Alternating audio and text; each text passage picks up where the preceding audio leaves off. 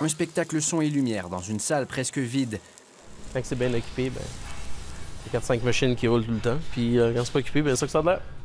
L'entrepreneur Emmanuel Lécuyer travaille depuis des années dans le secteur pétrolier. Sa compagnie fournit entre autres du matériel aux entreprises de forage et de pipeline.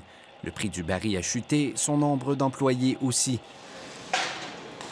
Des travailleurs dont les salaires ont tellement augmenté au cours des dernières années qu'ils ont fait monter les coûts de production.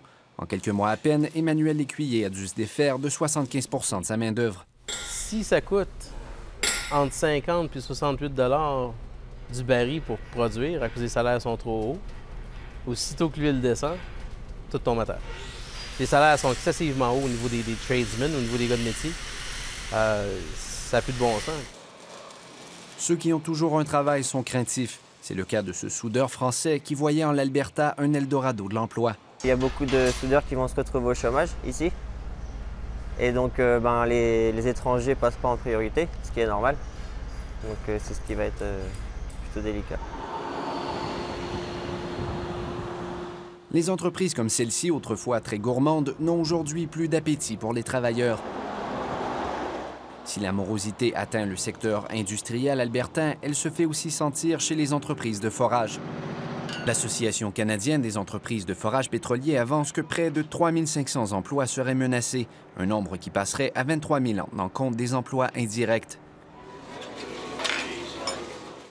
En Alberta, l'odeur du pétrole n'est jamais bien loin, même dans ce restaurant où c'est davantage l'arôme de friture qui remplit les narines. Son nom, le Pipeline Alley Café, témoigne à lui seul du lien que l'établissement, ouvert depuis des dizaines d'années, entretient avec l'or noir. Tous les midis, des dizaines de travailleurs du pétrole ou des secteurs associés s'arrêtent ici pour manger. Le gérant constate que les clients prennent de plus en plus de repas pour emporter, question de moins dépenser en pourboire. Depuis octobre, les revenus de son restaurant ont chuté du quart. Quand les affaires perdent de la vigueur du puits jusqu'à l'assiette en passant par l'usine, les discussions reprennent sur la diversification économique de l'Alberta, tellement dépendante du pétrole. On a connu plusieurs ralentissements du genre dans le passé, mais selon certains, la province n'en a pas retiré les leçons. Et j'ai comme l'impression que si j'avais à parier, je pense qu'on va se retrouver dans le même bateau à un moment donné, après que les prix remontent, ils vont redescendre éventuellement, il va y avoir plein de personnes qui vont se faire prendre les culottes baissées, comme on dit. Bon, 60 65 let's go. Emmanuel Lécuyer, lui, a connu plusieurs cycles de haut et de bas dans le passé. Bien qu'il ait dû faire des mises à pied, son entreprise survivra. D'autant plus que depuis quelques années, il a décidé de travailler aussi dans le secteur de la purification de l'eau. Fait que diversifier, et c'est dur à faire, mais il faut être capable de...